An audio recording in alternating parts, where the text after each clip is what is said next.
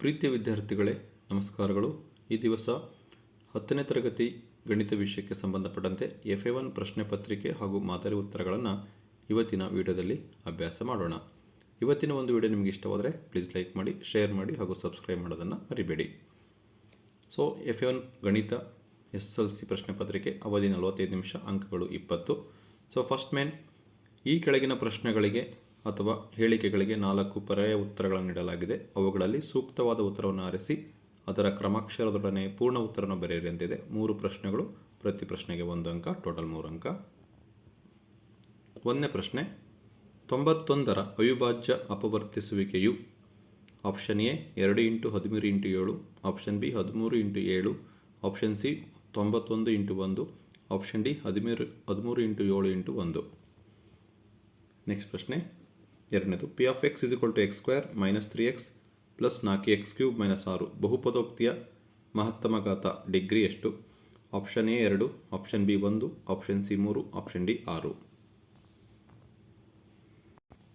ಪ್ರಶ್ನೆ 3, P of X is equal to kx square plus 2x plus 3k.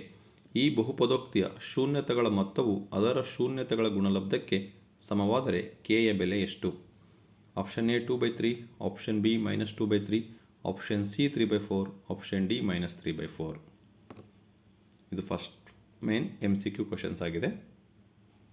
Second main, ಈ ಕೆಳಗಿನ ಪ್ರಶ್ನೆಗಳಿಗೆ ಉತ್ತರಿಸಿ. 3 ಪ್ರಶ್ನೆಗಳು, ಪ್ರತಿ ಪ್ರಶ್ನೆಗೆ 1 ಅಂಕ, ಟೋಟಲ್ 3 ಅಂಕ. ಅದರಲ್ಲಿ 4ನೇ ಪ್ರಶ್ನೆ, x + 2y - 4 = 0 ಮತ್ತು 3x + 2y - 5 = 0 ಸಮೀಕರಣಗಳು ಎಷ್ಟು ಪರಿಹಾರಗಳನ್ನು ಹೊಂದಿರುತ್ತವೆ ಅಂತ ಪ್ರಶ್ನೆ ಆಗಿದೆ. ಪ್ರಶ್ನೆ 5, ಕೊಟ್ಟಿರುವ ನಕ್ಷೆ y = p ಆಫ್ x ನಲ್ಲಿ ಬಹುಪದೋಕ್ತಿಯ ಶೂನ್ಯತೆಗಳನ್ನು ಬರೆಯಿರಿ ಅಂತಿದೆ. So y = p of x ನಲ್ಲಿ ಬಹುಪದೋಕ್ತಿಯ ಶೂನ್ಯತೆಗಳು ಯಾವುವು ಅಂತ ಕೇಳಿದರೆ ಆ ಶೂನ್ಯತೆಗಳನ್ನು ಬರಿಬೇಕು. ಈ ನಕ್ಷೆಯನ್ನು ಗಮನಿಸಿ ನೀವು ಉತ್ತರವನ್ನು ಬರಿಬೇಕಾಗುತ್ತೆ. 6ನೇ ಪ್ರಶ್ನೆ, 2 ಚರಾಕ್ಷರವುಳ್ಳ ರೇಖಾತ್ಮಕ ಸಮೀಕರಣಗಳ ಜೋಡಿಗಳು ಅಸ್ಥಿರ ಜೋಡಿಯಾಗಿದ್ದರೆ ಅವು ಎಷ್ಟು ಪರಿಹಾರವನ್ನು ಹೊಂದಿರುತ್ತವೆ? ಅಸ್ಥಿರ ಜೋಡಿಗೆ ಎಷ್ಟು ಪರಿಹಾರ ಇರುತ್ತೆ ಅಂತ ಬರಿಬೇಕು. ಥರ್ಡ್ ಮೇನ್, ಈ ಕೆಳಗಿನ ಪ್ರಶ್ನೆಗಳಿಗೆ ಉತ್ತರಿಸಿ. 2 ಪ್ರಶ್ನೆಗಳು, ಪ್ರತಿ ಪ್ರಶ್ನೆಗೆ 2 ಅಂಕ, ಟೋಟಲ್ 4 ಅಂಕ. 7ನೇ ಪ್ರಶ್ನೆ, 2 + √5 ಒಂದು ಅಭಾಗಲಬ್ಧ ಸಂಖ್ಯೆ ಎಂದು ಸಾಧಿಸಿ. 8ನೇ ಪ್ರಶ್ನೆ, ಕೊಟ್ಟಿರುವ ರೇಖಾತ್ಮಕ ಸಮೀಕರಣಗಳ ಜೋಡಿಯನ್ನು ವರ್ಜಿಸುವ ವಿಧಾನದಿಂದ ಬಿಡಿಸಿ. 2x + y = 8, x - y = 1. ಇದು 2 ಅಂಕದ ಪ್ರಶ್ನೆಗಳಾಗಿದೆ. ಫೋರ್ತ್ ಮೇನ್, ಈ ಕೆಳಗಿನ ಪ್ರಶ್ನೆಗಳಿಗೆ ಉತ್ತರಿಸಿ. 2 ಪ್ರಶ್ನೆಗಳು, ಪ್ರತಿ ಪ್ರಶ್ನೆಗೆ 3 ಅಂಕ, ಟೋಟಲ್ 6 ಅಂಕ. 9ನೇ ಪ್ರಶ್ನೆ, 510 ಮತ್ತು 92 ಈ ಪೂರ್ಣಾಂಕಗಳ ಲಸ ಮತ್ತು ಮಸಗಳನ್ನು ಅವಿಭಾಜ್ಯ ಅಪವರ್ತನ ವಿಧಾನದಿಂದ ಕಂಡುಹಿಡಿದು ಲಸ × ಮಸ = ಆ 2 ಪೂರ್ಣಾಂಕಗಳ ಗುಣಲಬ್ಧ ಎಂಬುದನ್ನು ತಾಳೆ ನೋಡಿ. ಇದು 9ನೇ ಪ್ರಶ್ನೆ. 10ನೇ ಪ್ರಶ್ನೆ, P of X = x² + 7x + 10 ಈ ವರ್ಗ ಬಹುಪದೋಕ್ತಿಯ ಶೂನ್ಯತೆಗಳನ್ನು ಕಂಡುಹಿಡಿಯಿರಿ ಹಾಗೂ ಶೂನ್ಯತೆಗಳು ಮತ್ತು ಸಹಗುಣಕಗಳ ನಡುವಿನ ಸಂಬಂಧವನ್ನು ತಾಳೆ ನೋಡಿ ಅಂತಿದೆ. ಇದು 10ನೇ ಪ್ರಶ್ನೆ, 3 ಅಂಕದ್ದು. 5ನೇ ಮೇನ್, ಈ ಕೆಳಗಿನ ಪ್ರಶ್ನೆಗೆ ಉತ್ತರಿಸಿ. 1 ಪ್ರಶ್ನೆ 4 ಅಂಕಕ್ಕೆ, ಟೋಟಲ್ 4 ಅಂಕ. 11ನೇ ಪ್ರಶ್ನೆ, ಕೊಟ್ಟಿರುವ ರೇಖಾತ್ಮಕ ಸಮೀಕರಣಗಳ ಜೋಡಿಗೆ ನಕ್ಷೆಯ ವಿಧಾನದಿಂದ ಪರಿಹಾರವನ್ನು ಕಂಡುಹಿಡಿಯಿರಿ ಅಂತ ಇದೆ. x + 2y = 6, x + y = 5. ಇದಿಷ್ಟು ಪ್ರಶ್ನೆ ಪತ್ರಿಕೆ ಆಗಿದೆ ವಿದ್ಯಾರ್ಥಿಗಳೇ. ಈಗ ಈ ಪ್ರಶ್ನೆಗಳಿಗೆ ಸಂಬಂಧಪಟ್ಟಂತೆ ಉತ್ತರಗಳನ್ನು ನೋಡೋಣ. ಮಾದರಿ ಉತ್ತರಗಳು. ಫಸ್ಟ್ ಮೇನ್, 1ನೇ ಪ್ರಶ್ನೆ, 91ರ ಅವಿಭಾಜ್ಯ ಅಪವರ್ತನ ಕೇಳಿದರೆ. ಸೊ 13 × 7 91. ಸೊ 13 × 7 ಇವು 91ರ ಅವಿಭಾಜ್ಯ ಅಪವರ್ತನಗಳಾಗಿದೆ. ಹಾಗಾಗಿ ಆಪ್ಷನ್ ಬಿ 13 × 7 ಸರಿಯಾದ ಉತ್ತರ ಆಗಿದೆ. ಸೊ 2ನೇ ಪ್ರಶ್ನೆ, ಘಾತ ಎಷ್ಟಾಗಿದೆ? ಮಹತ್ತಮ ಘಾತ. ಆಪ್ಷನ್ ಸಿ 3 ಆಗಿದೆ. 3ನೇ ಪ್ರಶ್ನೆ, ಕೆ ಬೆಲೆಯನ್ನು ಕಂಡುಹಿಡಿಯಬೇಕು. ಸೊ kx² + 2x + 3k ಅಂತ ಕೊಟ್ಟಿದ್ದಾರೆ ವರ್ಗ ಬಹುಪದೋಕ್ತಿ. ಸೊ x² + bx + c ಯಲ್ಲಿ a ಅಂದರೆ k, b ಅಂದರೆ 2, c ಅಂದರೆ 3k ಬರೀಬೇಕು. ಶೂನ್ಯತೆಗಳ ಮೊತ್ತ ಶೂನ್ಯತೆಗಳ ಗುಣಲಬ್ಧಕ್ಕೆ ಸಮನಾಗಿದೆ ಅಂತ ಕಂಡೀಷನ್ ಕೊಟ್ಟಿದ್ದಾರೆ. ಸೊ ಶೂನ್ಯತೆಗಳ ಮೊತ್ತದ ಸೂತ್ರ -b/a, ಗುಣಲಬ್ಧದ ಸೂತ್ರ c/a.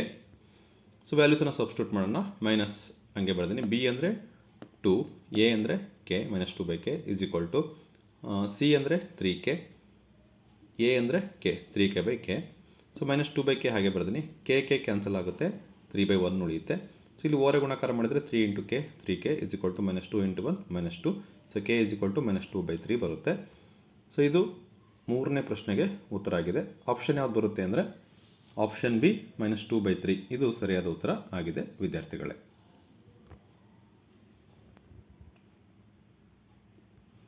ಸೊ ಸೆಕೆಂಡ್ ಮೇನಲ್ಲಿ fourth question x + 2y - 4 = 0, 3x + 2y - 5 = 0. So a = 1 ಆಗುತ್ತೆ, b = 2, c = -4, a = 3, b = 2, c = -5. So ಈ ವ್ಯಾಲ್ಯೂಸನ್ನು ನಾವು ಇದರಲ್ಲಿ ಸಬ್ಸ್ಟಿಟ್ಯೂಟ್ ಮಾಡೋಣ ನಿಬಂಧನೆಯಲ್ಲಿ.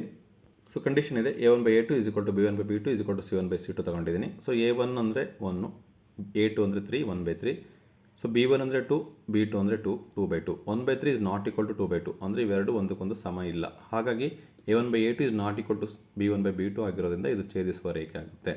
ಛೇದಿಸುವ ರೇಖೆಗಳಿಗೆ ಎಷ್ಟು ಪರಿಹಾರ ಇರುತ್ತೆ? ಒಂದೇ ಒಂದು ಪರಿಹಾರವನ್ನು ಹೊಂದಿರುತ್ತೆ ಅಥವಾ ಅನನ್ಯ ಪರಿಹಾರವನ್ನು ಹೊಂದಿರುತ್ತದೆ ಅಂತ ನೀವು ಬರಿಬೋದು. ಇಲ್ಲಿ 5ನೇ ಪ್ರಶ್ನೆಗೆ ಬಹುಪದೋಕ್ತಿಯ ಶೂನ್ಯತೆಗಳನ್ನು ಬರೆಯಕ್ಕೆ ಹೇಳಿದರೆ ಅವು ಎಲ್ಲಿ ಛೇದಿಸಿದೆ x ಅಕ್ಷವನ್ನು ಅಂದರೆ -1 ಮತ್ತು +2ರಲ್ಲಿ ಛೇದಿಸಿದೆ. ಹಾಗಾಗಿ ಶೂನ್ಯತೆಗಳನ್ನು ಬರೀಬೇಕು -1 ಮತ್ತು 2 ಅಂತೇಳಿ. ಸೊ ಇದು 5ನೇ ಪ್ರಶ್ನೆಗೆ ಸರಿಯಾದ ಉತ್ತರ ಆಗಿದೆ. ಸೊ 6ನೇ ಪ್ರಶ್ನೆಗೆ ಅಸ್ಥಿರ ಜೋಡಿ ಆಗಿರೋದ್ರಿಂದ ಯಾವುದೇ ಪರಿಹಾರವನ್ನು ಅದು ಹೊಂದಿರುವುದಿಲ್ಲ. 6ನೇ ಪ್ರಶ್ನೆಗೆ ಅಸ್ಥಿರ ಜೋಡಿ ಆಗಿರೋದ್ರಿಂದ ಅದು ಯಾವುದೇ ಪರಿಹಾರವನ್ನು ಹೊಂದಿರುವುದಿಲ್ಲ. ಥರ್ಡ್ ಮೇನಿಗೆ ಬರೋಣ. ಕಂಪಲ್ಸರಿ ಕ್ವಶನ್ ಇದು ಬಂದೇ ಬರುತ್ತೆ ಎಕ್ಸಾಮಲ್ಲಿ. ಸೊ ಊಹೆ 2 + √5 ಒಂದು ಭಾಗಲಬ್ಧ ಸಂಖ್ಯೆ ಆಗಿರಲಿ. 2 + √5 = p/q, p, q belongs to z, q is not equal to 0, p, q is 1 ಆಗಿದೆ.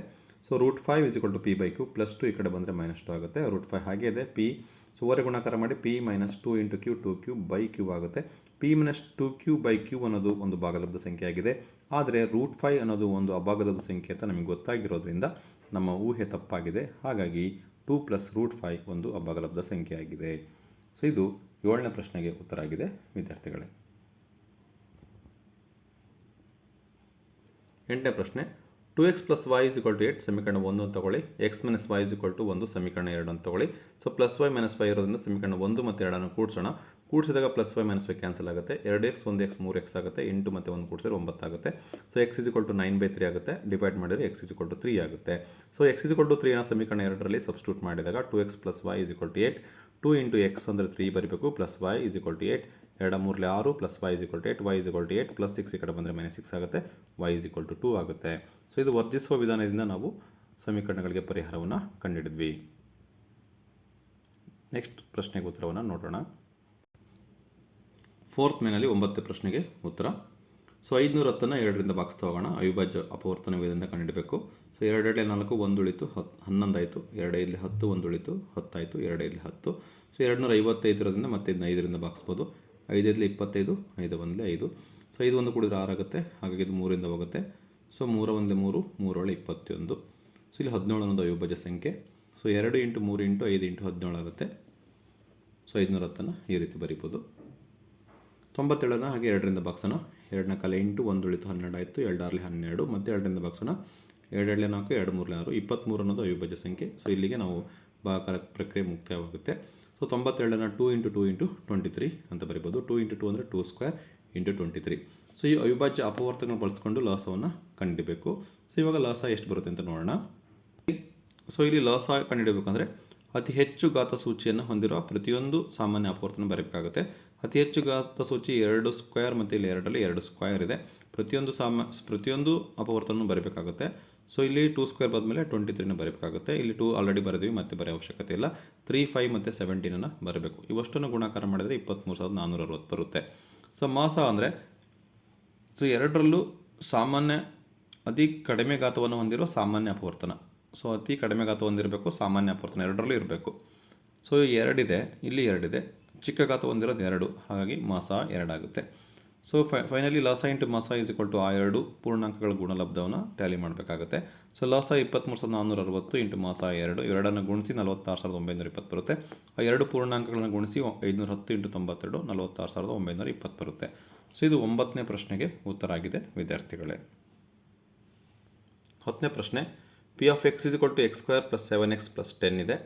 ಶೂನ್ಯತೆಗಳ ಮೊತ್ತ ಮತ್ತು ಗುಣಲಬ್ಧಗಳನ್ನು ಶೂನ್ಯತೆಗಳನ್ನು ಕಂಡುಹಿಡಿದು ಶೂನ್ಯತೆಗಳ ಮೊತ್ತ ಮತ್ತು ಗುಣಲಬ್ಧಗಳನ್ನು ತಾಳೆಂಡಬೇಕಾಗುತ್ತೆ. ಸೊ x² + 7x + 10 = 0 ಅಂತ ಬರ್ದೇನೆ. ಕೊನೆಯ ಸಂಖ್ಯೆ 10 ಇದೆ, ಮೊದಲ ಸಂಖ್ಯೆ 1 ಇದೆ. 1 × 10 10 1 10 ಆಗುತ್ತೆ. 10 ಯಾವ ಮೆಗ್ಗಲಿದೆ? 2 ಮೆಗ್ಗಲಿದೆ. 2 5 10. ಕೂಡಿಸಿದ್ರೆ ಕಳೆದ್ರೆ 7 ಬರಬೇಕು.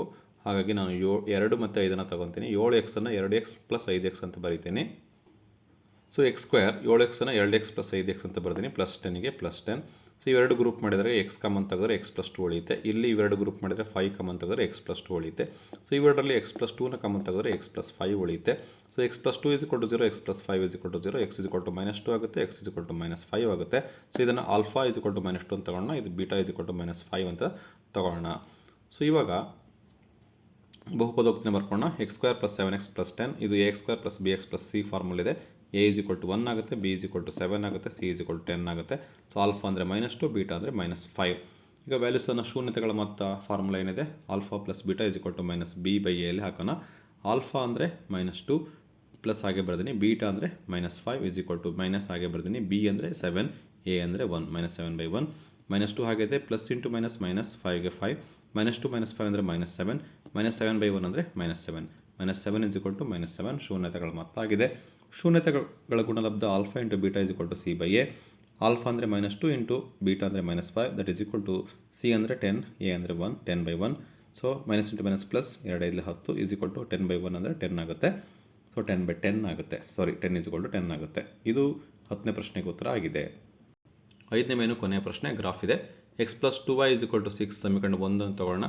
ಎಕ್ಸ್ಗೆ 0 ಕೊಟ್ಟರೆ 2y = 6 ಆಗುತ್ತೆ, y = 6/2 ಅಂದರೆ y = 3 ಆಗುತ್ತೆ. yನ 0 ಕೊಡಿ, x = 6 ಆಗುತ್ತೆ. ಇದನ್ನು ನಾವು ಕೋಷ್ಟಕದಲ್ಲಿ ಬರೆದಾಗ ಎಕ್ಸ್ಗೆ 0 ಕೊಟ್ಟಾಗ y 3, yಗೆ 0 ಕೊಟ್ಟಾಗ x 6, ಇದನ್ನ 0,3 ಅಂತ ಬರಿತೀವಿ, ಇದನ್ನ 6,0 ಅಂತ ಬರಿತೀವಿ. ಇದು ಸಮೀಕರಣ 1ಕ್ಕೆ ಕೋಷ್ಟಕ ಆಗಿದೆ. ಇನ್ನು ಸಮೀಕರಣ 2 x + y = 5 x + y = 5 ಸಮೀಕರಣ 2. ಎಕ್ಸ್ಗೆ 0 ಕೊಡಿ, y 5 ಆಗುತ್ತೆ, yಗೆ 0 ಕೊಡಿ, x 5 ಆಗುತ್ತೆ. ವ್ಯಾಲ್ಯೂಸನ್ನು ಸಬ್ಸ್ಟಿಟ್ಯೂಟ್ ಮಾಡಿ ಇಲ್ಲಿ. So x, y, x, y, x 0 ಕೊಟ್ಟಾಗ y 5, 0,5, yಗೆ 0 ಕೊಟ್ಟಾಗ x 5, 5,0. ಈ ವ್ಯಾಲ್ಯೂಸನ್ನು, ಈ ಕೋಷ್ಟಕವನ್ನು ಮತ್ತು ಈ ಕೋಷ್ಟಕವನ್ನು ನಾವು ಏನು ಮಾಡಬೇಕು, ಗ್ರಾಫಲ್ಲಿ ಗುರುತಿಸಬೇಕಾಗುತ್ತೆ. ಹೇಗೆ ಗುರುತು ಮಾಡೋದು ಅಂತ ನೋಡೋಣ. ಸೊ ಇದು ಗ್ರಾಫ್ ಆಗಿದೆ. ಮೊದಲಿಗೆ ಪ್ರಮಾಣ ಬರಿತೀನಿ. x ಅಕ್ಷ 1 cm = 1 ಮನ, y ಅಕ್ಷ 1 cm = 1 ಮನ. ನಂತರದಲ್ಲಿ y, o, y dash, x, o, x ಡ್ಯಾಶ್ನ ಗುರುತು ಮಾಡ್ತೀನಿ. ಇದನ್ನು 0 ಅಂತ ಗುರುತು ಮಾಡ್ಕೊಂಡ್ರೆ +1 +2 +3 +4 +5 +6 +7 +8 ಹೀಗೆ -1 -2 -3 -4 ಸೊ ಆನ್. ಸೊ ಕೆಳಗೆ -1 -2 -3 -4 ಇರುತ್ತೆ, ಮೇಲೆ 1 2 3 4 5 6 ಇರುತ್ತೆ. ಇದು y +y, ಇದು -y, ಇದು +x, ಇದು -x. +x ವ್ಯಾಲ್ಯೂಸ್ ಇಲ್ಲಿ ಬರೀಬೇಕು, -x ವ್ಯಾಲ್ಯೂಸ್ ಇಲ್ಲಿ ಬರೀಬೇಕು, -y ವ್ಯಾಲ್ಯೂಸ್ ಇಲ್ಲಿ, ಪ್ಲಸ್ ವ್ಯಾಲ್ಯೂಸನ್ನ ಇಲ್ಲಿ ಬರೀಬೇಕಾಗುತ್ತೆ, +y ವ್ಯಾಲ್ಯೂಸ್ನ ಇಲ್ಲಿ ಬರೀಬೇಕಾಗುತ್ತೆ. ಸೊ ಫಸ್ಟ್ ಪಾಯಿಂಟ್ ಏನಿದೆ 0,3 x0 y3. ಸೊ ಇದು 0 x0 y3 ಅಂದರೆ ಇದು 0,3. ಸೆಕೆಂಡ್ ಪಾಯಿಂಟು 6,0 ಇದೆ, x6 ಇಲ್ಲಿದೆ, 0 ಇಲ್ಲಿ 6,0. 6,0 ಮತ್ತು 0,3 ಈ ಎರಡು ಪಾಯಿಂಟನ್ನು ಗುರುತು ಮಾಡಿ ಒಂದು ಸ್ಟ್ರೈಟ್ ಲೈನನ್ನು ಎಳಿಬೇಕಾಗುತ್ತೆ. ನಂತರದಲ್ಲಿ ಸೆಕೆಂಡ್ ಬಾಕ್ಸಿಗೆ ಬರೋಣ. ಇಲ್ಲಿ x0 5 0,5 ಇದೆ ಒಂದು, ಇನ್ನೊಂದು ಪಾಯಿಂಟು 5,0 ಇದೆ. ಸೊ ಅದನ್ನು ಗುರುತು ಮಾಡೋದು ಹೆಂಗೆ, 0,5 ಅನ್ನೋದು ಫಸ್ಟ್, 0 ಅಂದರೆ x, 5 ಅಂದರೆ ಮೇಲೆ ಬರುತ್ತೆ 0,5, 5,0 ಅಂದರೆ x ಇಲ್ಲಿ ಬರುತ್ತೆ 5,0. ಈ ಪಾಯಿಂಟನ್ನು ಸೇರಿಸಬೇಕು. ಎರಡು ರೇಖೆಗಳು ಛೇದಿಸಿದೆ, ಈ ಛೇದಿಸಿದ ಪಾಯಿಂಟನ್ನು P ಅಂತ ಕೊಡಬೇಕು. ಸೊ Pಯಿಂದ x ಅಕ್ಷಕ್ಕೆ ಒಂದು ಲಂಬವನ್ನು, y ಅಕ್ಷಕ್ಕೆ ಒಂದು ಲಂಬವನ್ನು ಎಳಿಬೇಕಾಗುತ್ತೆ. ಸೊ ಇದು ಎಲ್ಲಿ ಬಂದು x ಅಕ್ಷವನ್ನು ಛೇದಿಸಿದೆ ಅಂದರೆ 4ಕ್ಕೆ, ಹಾಗಾಗಿ P x = 4 ಆಗುತ್ತೆ. ಇಲ್ಲೆಲ್ಲಿ ಛೇದಿಸಿ ಅಂದರೆ 1ಕ್ಕೆ, ಹಾಗಾಗಿ y = 1 ಆಗುತ್ತೆ. ಸೊ ಈ ವ್ಯಾಲ್ಯೂಸನ್ನು x = 4, y = 1 ಅಂತ ನೀವು ಬರೀಬೇಕಾಗುತ್ತೆ ವಿದ್ಯಾರ್ಥಿಗಳೇ. ಇದು ಗ್ರಾಫ್ ಆಗಿದೆ ವಿದ್ಯಾರ್ಥಿಗಳೇ. ಇಲ್ಲಿಗೆ ಕಂಪ್ಲೀಟಾಗಿ ಪ್ರಶ್ನೆ ಪತ್ರಿಕೆ ಹಾಗೂ ಉತ್ತರಗಳು ಮುಕ್ತಾಯವಾಗುತ್ತೆ. ಇವತ್ತಿನ ಒಂದು ವಿಡಿಯೋ ನಿಮಗೆ ಇಷ್ಟವಾದರೆ ಪ್ಲೀಸ್ ಲೈಕ್ ಮಾಡಿ, ಶೇರ್ ಮಾಡಿ ಹಾಗೂ ಸಬ್ಸ್ಕ್ರೈಬ್ ಮಾಡೋದನ್ನು ಮರಿಬೇಡಿ. ಏನಾದರೂ ಡೌಟ್ಸ್ ಇದ್ದರೆ ಕಮೆಂಟ್ ಮಾಡಿ, ನಿಮ್ಮ ಕಮೆಂಟಿಗೆ ನಾನು ರಿಪ್ಲೈ ಮಾಡ್ತೀನಿ ಅಂತ ಹೇಳ್ತಾ, thank you for watching this video.